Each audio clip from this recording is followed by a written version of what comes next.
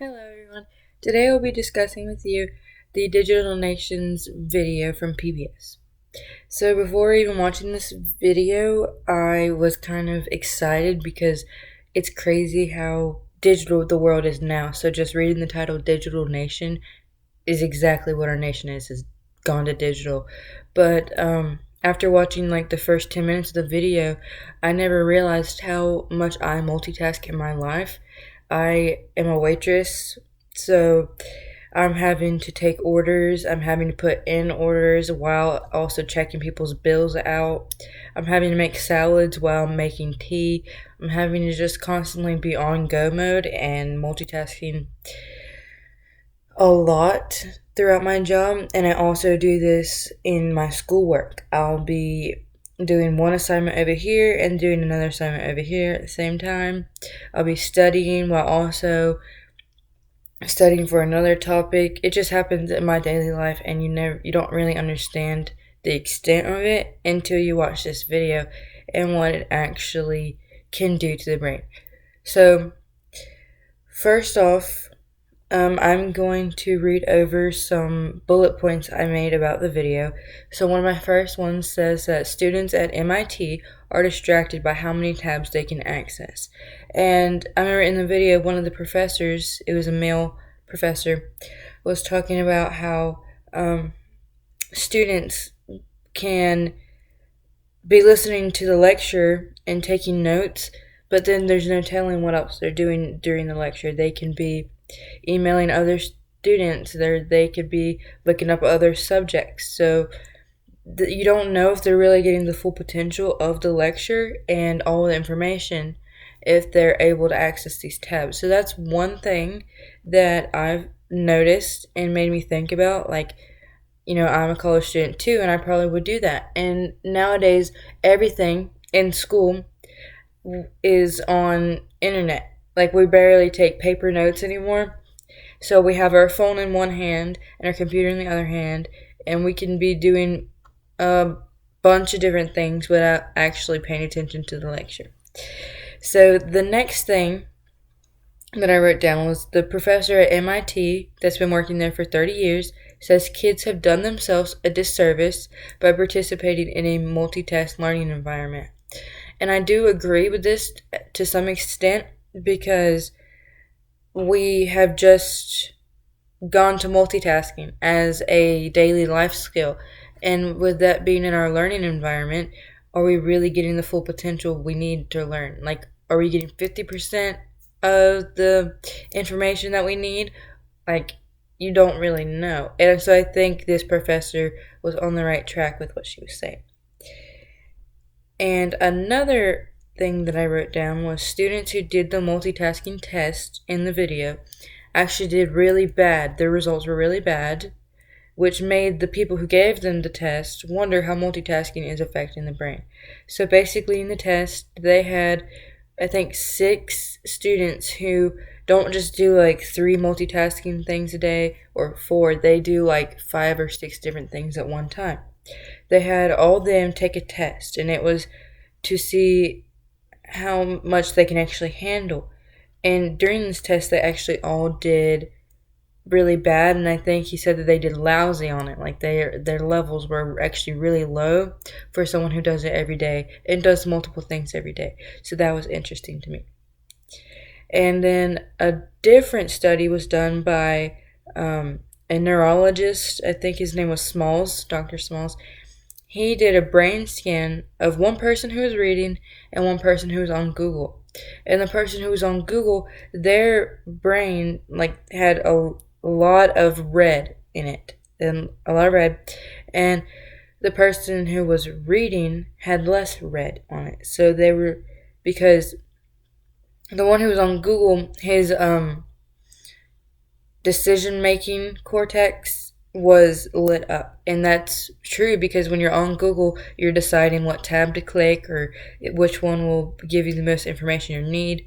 And so the guy that was talking to the neurosurgeon or neurologist asked him and said, well, how come the guy who is reading is less? And the guy told him that it's like training in the gym. you get so used to reading, you've already trained your brain to read. So it doesn't use as much as it does on Google, because Google has so many different things you're deciding on and what to click on. So that was interesting to me. And then one guy towards the end of the video feels that he can solve the issue of technology with more technology. So I believe this was whenever they were talking about using virtual reality, and everyone was at a desk, but they weren't like blocked off. It was like a very open environment, but they were all like spread apart, and they were all in virtual reality. And he believes that using that way of communication and like for meetings and everything will solve the issue of being alone while on technology.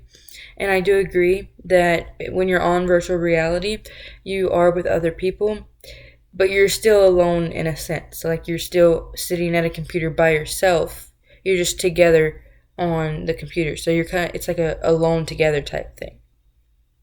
And then he also feels that over the past 50 years, technology has distanced us, which is true. We used to go to the movies together, and now we can just sit at home in our living room and watch a movie at our fingertips, or like watch it on a phone. And that is true. Like, we always are on our phones, and we're never actually engaging with each other. So another point is using virtual reality for meetings to not have to travel, is what they decided to use for meetings now. In one of the studies, there was a office building that was completely empty because now everyone is just on their computers or on their phone in the video. So they're completely in different states, but they're still doing their meetings, so they don't have to travel to each other. And one thing I want to point out is you're still alone. That was one of the main issues throughout the video about technology, is that you're alone. Like, you're not with other people, you're not interacting, you don't get the face-to-face interactions anymore. You can't see how someone's feeling because you are by yourself virtually. And I myself have used the virtual reality things, the big old camera things on your face. I used it, and they did a roller coaster simulation for me. And I remember when I did it, I started to feel dizzy in like every way the roller coaster was going. I felt like I was going. So I started to feel dizzy and like sick, like my stomach started to hurt. So there's no telling how, because they said in the video that your brain can't differentiate whether or not it's virtual or if it's real life. It's not wired to do that. So my brain probably really thought it was on a roller coaster. And also, kids in today's world can seamlessly convert from old ways of life to new ways of life. So I added that because towards the end of the video, younger kids weren't around before technology. They were kind of born into technology in the world that we have today. So they can convert from our old ways to our new ways easily, because they might be around some people who still do things without much technology, but they're used to it, the technology now, so they have a lot easier way of going into it. And this school that said this was a school that was centered around gaming and technology. So they were using games and technology all day to get their lessons across.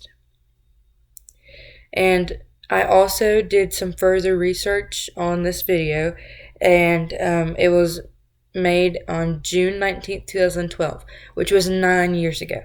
So all this that I've just told to you, like meetings without having to travel, doing it virtually, virtual reality becoming a new way of life, having technology at our fingertips, students only learning on technology, not having to use paper anymore, and the brain scans on Google versus actually reading, was 9 years ago, this video was. So we can only imagine how much technology has advanced within the 9 years of this video. We already had so much over here from this video, obviously the virtual reality and everything, but just imagine what we have now. I noticed in the video some of the things they were using did look outdated, like the computers and everything. So I did some research on it, and it was actually 9 years ago, almost a decade old. So it's cool to think that now we probably have like double the amount of cool technology they had in this video. Thank you.